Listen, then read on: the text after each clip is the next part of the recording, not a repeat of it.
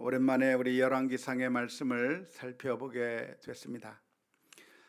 열왕기상 2장 1절에서부터 4절까지는 다윗이 솔로몬에게 유언하고 있는 내용 가운데서 전반부의 내용이었고, 오늘 우리가 읽은 내용은 다윗이 솔로몬에게 했던 유언 가운데 후반부의 내용이라고 할 수가 있겠습니다. 지난 시간이 약 한 달 정도 됐었던가요? 2달 정도 됐었던가요?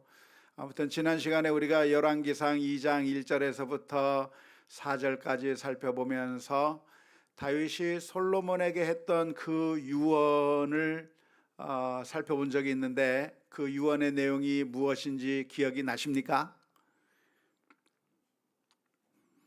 그 유언의 내용이 무엇이냐면, 간단하게 말하면 솔로몬아, 하나님의 말씀을 잘 지켜라.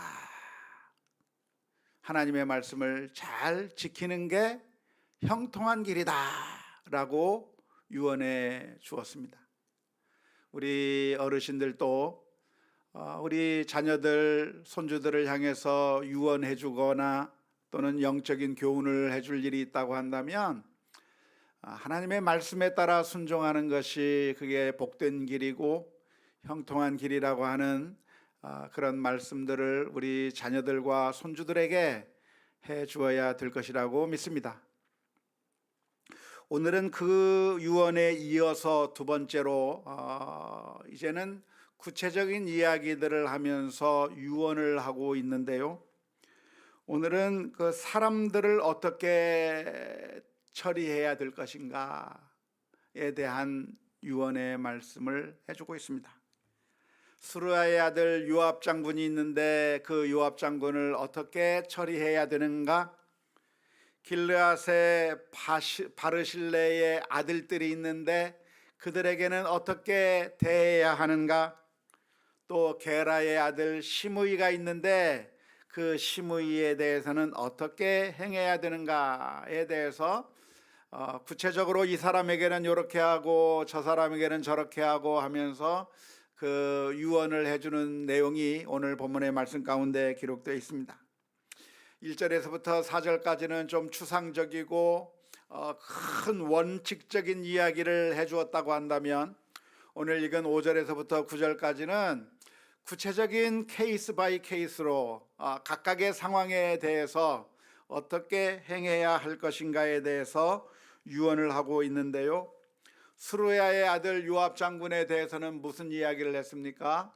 그 요압 장군으로 하여금 그의 백발이 평안히 스올에 내려가지 못하게 하라. 스올에 내려간다고 하는 말이 무슨 말입니까? 그냥 죽는다는 얘기죠. 스올에 내려간다고 하는 이야기는 죽는다라고 하는 말과 같은 말입니다. 우리나라 표현에 황천길로 갔다든지 돌아가셨다든지 아무튼 등등 여러 가지 표현이 있지 않습니까? 이와 마찬가지로 이스라엘 사람들이 하는 많은 표현들 중에 이 사람이 죽었다라고 하는 말을 어떻게 표현하냐면 스올에 내려갔다라고 하는 말로 표현을 합니다. 그러니까 스루의 아들 요압으로 하여금 그의 백발이 편안하게 스올에 내려가지 못하게 하라. 다시 말하자면 죽을 때 그냥 아무 일도 없었던 것처럼 편안하게 아주 행복한 가운데 죽게 내버려 두지 말라. 다시 말하자면 뭔가 징계를 하고 벌을 내려서 이 요압에게 어떤 벌칙을 가해 줘야 되는 것이지, 아무런 벌도 받지 않고 징계도 받지 않고 그냥 편안히 잠들게 만들어 버리면 안 되는 것이다 라고 유언해 주고 있습니다. 두 번째는 길르앗의 바르실레라고 하는 사람의 아들들에게는 어떻게 할 것인가? 은총을 좀 베풀어라 이 말이에요. 은총을 베풀어라. 다윗이 피난길을 갈 때 이 바르실레라고 하는 사람이 먹을 것을 싸가지고 나오면서 이 다윗을 엄청나게 많은 도움을 주었던 사람입니다. 어쩌면 권력의 자리에서 쫓겨서 내려온 그 다윗, 아무런 힘도 없는 그 다윗에게 이렇게 친절을 베풀고 은혜를 베푼다고 하는 것은 쉬운 일이 아니었을 텐데, 놀랍게도 이 바르실레라고 하는 사람은 다윗이 피난길에 올랐을 때 선대했던 너무나도 좋은 사람이어서 다윗이 말하는 겁니다. 이 바르실레의 아들들을 아주 존귀하게 여겨주어라. 이 바르실레의 아들들을 왕좌의 식탁에 초대해서 같이 먹게 만들고 최고의 존엄을 갖춰서 대우를 잘해줘라 라고 부탁을 해 주었습니다. 마지막으로 세 번째, 게라의 아들 시므이라고 하는 사람에 대해서 유언을 해줬는데요. 시므이는 어떻게 할 것인가? 시므이가 누구죠? 다윗이 피난길에 올랐을 때 욕을 하면서 돌을 던지고 먼지를 날렸던, 어쩌면 다윗에게 있어서 가장 참 원수와 같은 사람이 누구였는가? 이 시므이와 같은 사람이라고 할 수가 있겠습니다. 하지만 놀랍게도 시므이가 다윗을 향해서 돌을 던지면서 비난하고 욕하고 있을 때 다윗은 그 시므이를 죽이려고 하는 것을 말렸습니다. 가만 내버려둬라.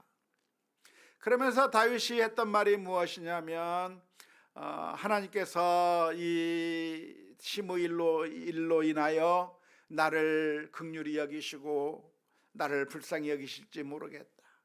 오히려 이 시므이를 보면서 자신의 죄를 생각해내고, 내가 정말 밧세바와의 그런 추문을 일으켰을 뿐만 아니라 그의 남편을 죽이는 일까지 그런 파렴치한 짓을 저지른 것에 대한 그 저주와 욕을 하나님께서 이 시므이의 입을 통해서 나에게 하는 것이 아니겠는가. 저 사람이 욕하는 것은 그냥 욕하는 것이 아니라 하나님이 저 사람으로 하여금 나를 욕하라고 하신 것이다 라고 말하면서 이 다윗은 시므이에게 원수를 갚지 아니한 적이 있었습니다. 그런데 솔로몬에게 부탁하기를 이 시므이를 어떻게 할 것인가? 그가 죄 없는 자처럼 그냥 내버려두면 안 된다고 이야기를 한 것입니다. 다윗이 했던 이 세 가지 유언을 우리가 한번 살펴보고 있는데요. 어쩌면 두 번째 유언은 우리 누구나 다 이해할 만한 유언이라고 생각이 됩니다. 바르실레의 아들들을 잘 대우해 주어야 한다. 나에게 도움을 주었던 그 사람의 자녀들에게 은혜를 갚아야 한다고 하는 것은 어쩌면 누구나 다 이해할 만한 부탁이라고, 이해할 만한 유언이라고 할 수가 있겠습니다. 하지만 조금 생각을 해봐야 되는 유언이 무엇이냐면 요압에 대한 유언과 시므이에 대한 유언입니다.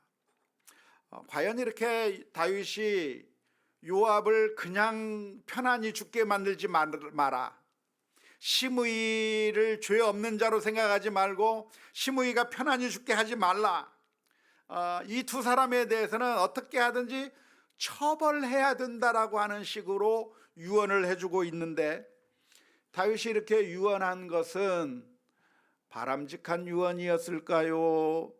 잘못된 유언이었을까요? 어떤 것이겠습니까? 다윗이 유언을 잘한 겁니까? 유언을 잘못한 겁니까? 잘 모르겠죠. 잘 모릅니다. 우리가 이 문제를 한번 생각해 보아야 하는 이유는 성경 속에 등장하는 인물이 했던 말, 성경 속에 등장하는 인물이 했던 행동, 이것들이 그냥 무비판적으로 우리가 그대로 받아서 따라해야 하는 것이 아닐 수 있기 때문에 그렇습니다. 우리는 종종 단순하게 생각해서 성경에 등장하는 인물들을 둘로 구분하는 경향이 있습니다. 이 사람은 믿음의 사람, 이 사람은 악한 사람, 그렇게 단순하게 구분하는 거죠. 다윗 그러면 좋은 사람이에요, 나쁜 사람이에요? 좋은 사람. 사울 그러면 나쁜 사람이에요, 좋은 사람이에요? 나쁜 사람. 가룟 유다 그러면 좋은 사람이에요, 나쁜 사람이에요? 나쁜 사람. 베드로 하면 좋은 사람이에요, 나쁜 사람이에요? 좋은 사람. 그러니까 좋은 사람이 말하면 다 좋다고 생각하고 나쁜 사람이 말하면 그 사람은 다 나쁘다고 이렇게 너무나도 단순화시켜서 성경을 읽는 경향들이 우리들에게 있습니다. 하지만 그렇게 성경을 읽는 것은 바른 방법이 아닙니다. 첫째로 왜 바른 방법이 아닌가? 사람은 그렇게 단순하게 좋은 사람과 나쁜 사람으로 구분할 수 없기 때문에 그렇습니다. 사람은 좋은 사람이 있고 나쁜 사람이 있나요? 어떻습니까? 그런 법이 없어요. 소설에는 그렇게 나오지만 사람은 어떤 사람인가? 그 사람에게 좋은 면도 있고 나쁜 면도 있는 겁니다. 좋은 면도 있고 나쁜 면도 있어요. 저는 어때요? 좋은 사람이에요, 나쁜 사람이에요? 몰라요? 오늘 집에 가가지고 굉장히 고민을 해야 될 것 같아요. 나를 모른다고 했다.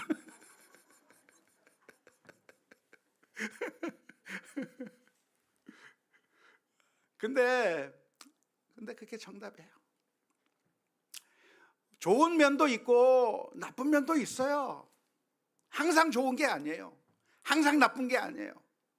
나쁜 사람도 좋은 일을 할 때가 있고 좋은 사람도 나쁜 일을 할 때가 있고 의도적으로 나쁜 일을 할 수도 있을 뿐만 아니라 의도하지 않아도 나쁜 일을 할 수도 있고 실수로 나쁜 일을 할 수도 있고 나쁜 사람처럼 보이는 사람이 또한 선한 말을 할 수도 있고 바른 말을 할 수도 있고 사람이라고 하는 것은 단순하지 않은 겁니다. 우리 꼬마 아이들이 생각하는 것처럼 우리 편, 나쁜 사람 편, 선한 사람, 나쁜 사람, 우리 좋은 사람, 나쁜 사람 이렇게 단순하게 구분할 수 있는 게 사람이 아닌 거예요. 사람은 어떤 사람인가? 사람은 복잡해요.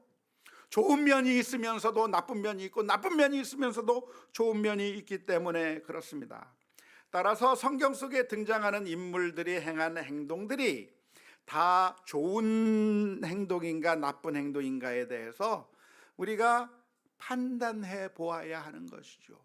입다라고 하는 사사가 자신의 딸을 죽여서 번제로 드리며 서원을 갚았는데 그 행위는 좋은 행위였을까 나쁜 행위였을까? 사울이 제비를 뽑아서 모든 일을 판단했는데 그것이 과연 좋은 일인가 나쁜 일인가? 항상 모든 일들을 우리가 판단할 때 이것이 과연 좋은 일이었는지 나쁜 일이었는지 성경에 명확하게 드러난 하나님의 뜻에 비추어서 판단을 해보아야 하는 것입니다. 다윗이 여러 명의 아내를 둔 것은 다윗이 했으니까 괜찮은 것이 아니라 왕이 여러 명의 첩을 두지 말라고 했던 하나님의 드러난 뜻을 어긴 것이기 때문에 나쁜 일인 것이죠. 그래서 이 성경에 등장하는 모든 인물은 예수님을 제외하면 다 장점도 있고 단점도 있기 때문에 그 사람의 행동이 잘한 행동인지 못한 행동인지 우리가 따라도 되는지 따르지 말아야 될 행동인지에 대해서 진지하게 판단을 해 보아야 하는 것입니다. 따라서 다윗이 솔로몬에게 이러한 유언을 한 것이 과연 바람직한 유언이었는지 바람직하지 않았던 유언이었는지 판단해 보아야 하는 것이죠. 열왕기상 2장 1절에서부터 4절까지 너는 하나님의 말씀을 잘 지켜라 하나님의 말씀에 따라 순종하는 것이 형통하는 길이라고 유언했을 때 그것은 바른 유언이라고 그것은 우리도 해야 될 유언이고 따라해야 될 말이라고 그렇게 결론을 내릴 수 있는 겁니다. 그런데 오늘 요압에 대해서 바르실레에 대해서 시므이에 대해서 한 이야기는 과연 어떤 차원에서 이해를 해야 되는지 고민해야 하는 것입니다.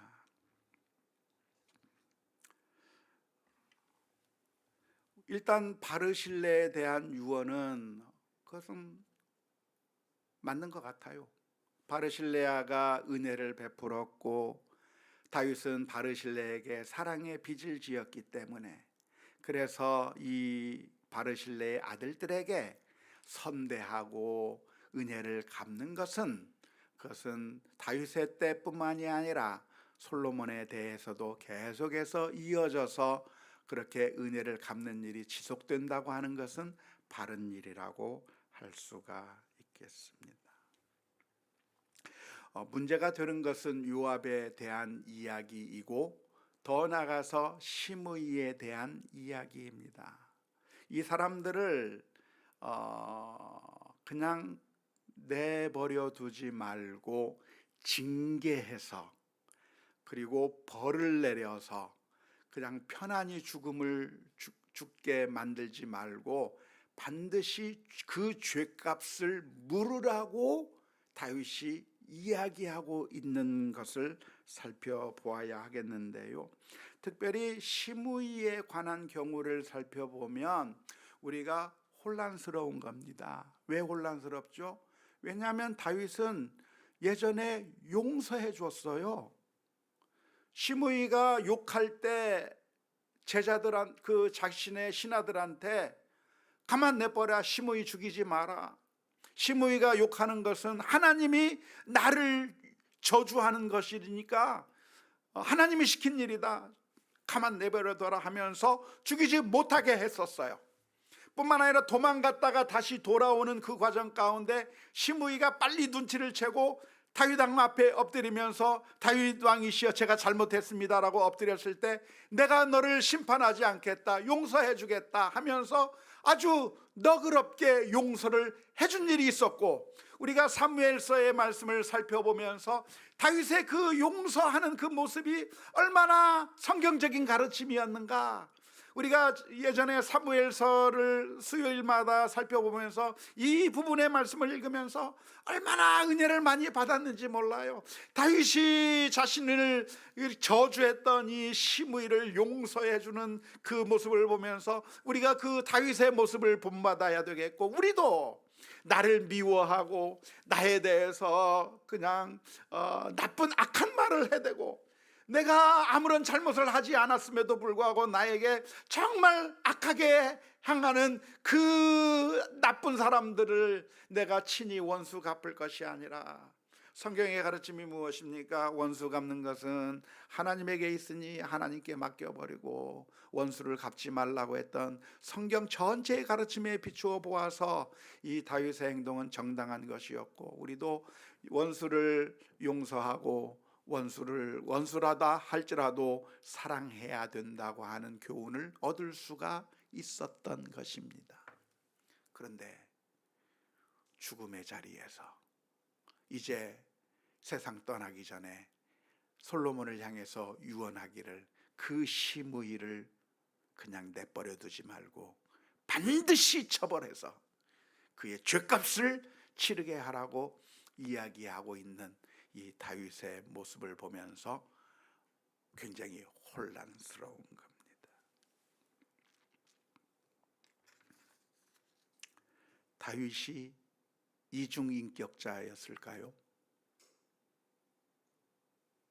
아니면 사람들이 많은 곳에서는 위선적으로 마치 마음이 너그러운 것처럼 표현했지만, 그러나 그런 사람들이 없는 그저 속마음까지 진실하게 토할 수 있는 자기 아들에게는 다윗의 본심을 솔로몬에게 드러낸 것이라고 할 수 있을까요?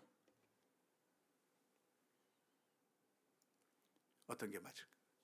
다윗이 유언한 게 정당한 것입니까? 아니면 이건 좀 아닌데 라는 생각이 드십니까? 어떤 결론을 내려야 될지 잘 모를 것 같아요.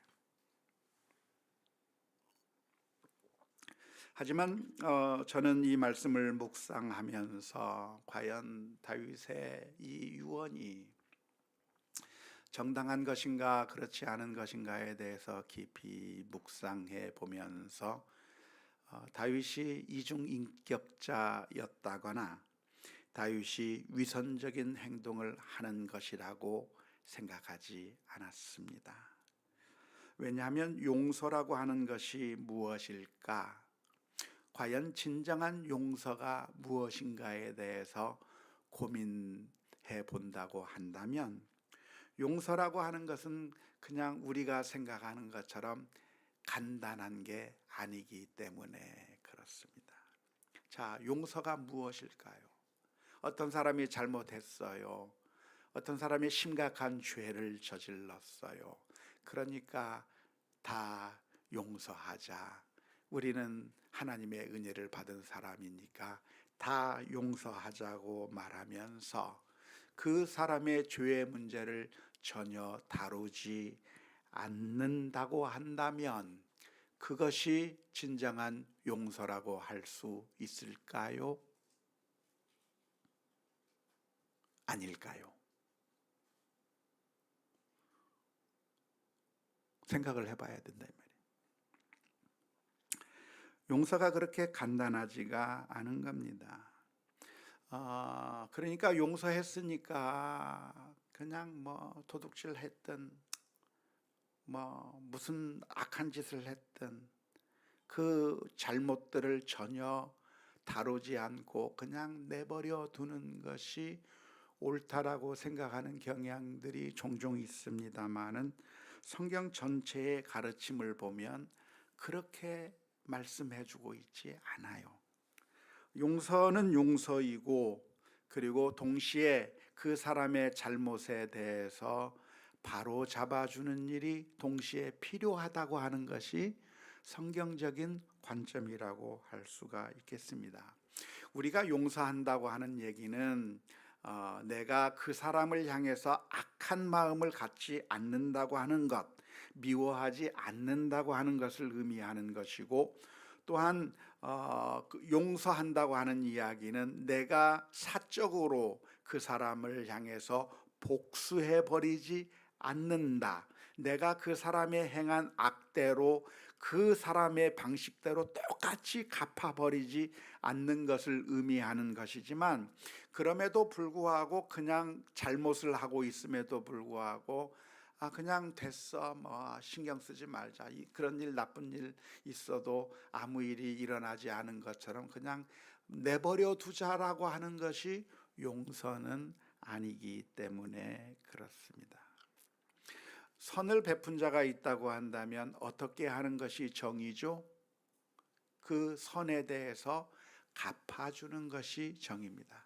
바르실레가 다윗에게 선을 베풀었기 때문에 그 선을 행한 자에게는 그 아들들에게 갚을 것을 이야기한 것과 마찬가지로 악을 행하는 자들이 있다고 한다면 그 악을 행한 자를 내가 마음으로 용서하고 미워하지 않고 그리고 하나님의 심판에 맡기는 그런 마음의 태도를 가지는 것까지는 좋지만, 그럼에도 불구하고 악을 행한 것을 그냥 내버려 두고 방치하는 것이 정당하지 않을 수 있는 겁니다. 요압과 시므이의 경우 다윗이 개인적으로 복수해버리고 개인적으로 원수를 갚아버린다고 한다면 사실은 그게 정의를 이루는 것이라기보다는 개인적인 감정에 억매여서 과도한 반응이 나올 수가 있는 것이죠.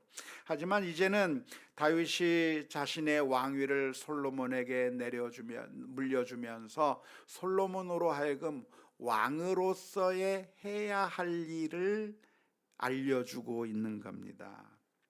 왕의 일이 무엇입니까? 왕의 일은 선을 행한 자에게는 상을 베풀고 악을 행한 자에게는 악을 행한 것에 대한 보응을 철저하게 해주는 것이 왕의 역할입니다. 그러니까 다윗은 지금 개인적인 원수를 갚아달라고 하는 차원에서가 아니라 사실은 이 개인적인 차원과 왕의 차원이 뒤섞여 있어서 그래서 자신이 할 수 없었던 그 미완의 공의의 문제를 솔로몬에게 넘겨주고 솔로몬으로 하여금 공의를 잡으라고 말씀해 주는 것이죠.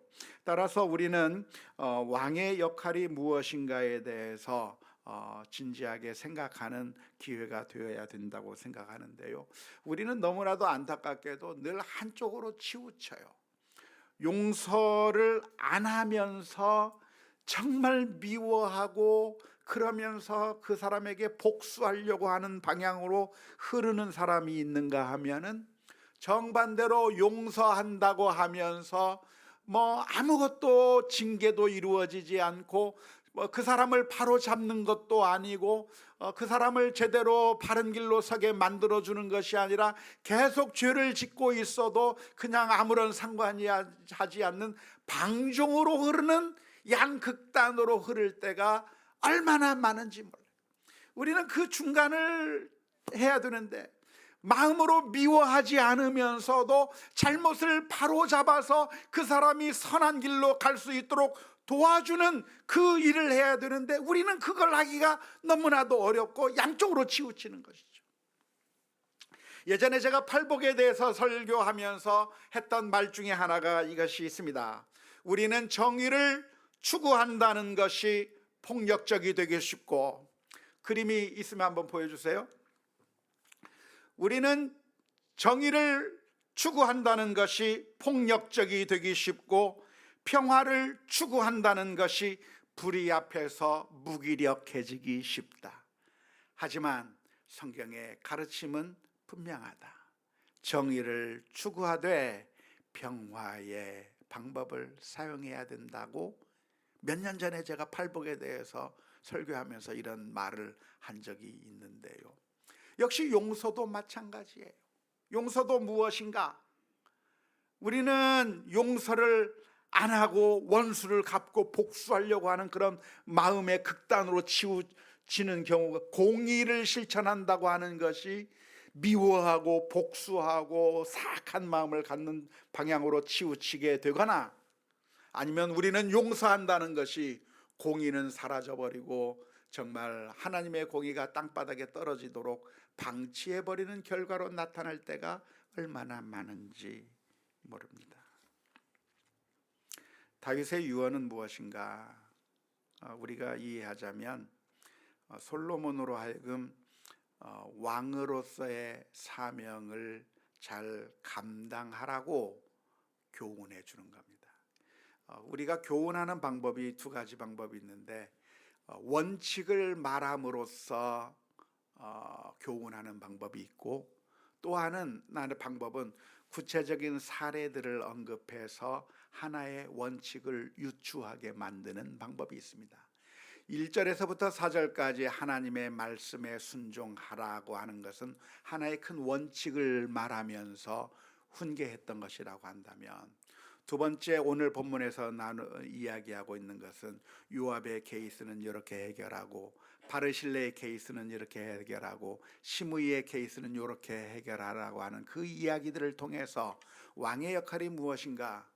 왕의 역할은 하나님의 공의를 이 땅에 수립하도록 하는 것이 왕의 역할인데, 그 역할을, 그 사명을 감당하라고 다윗은 유언해주고 있는 것이라고 할 수가 있겠습니다.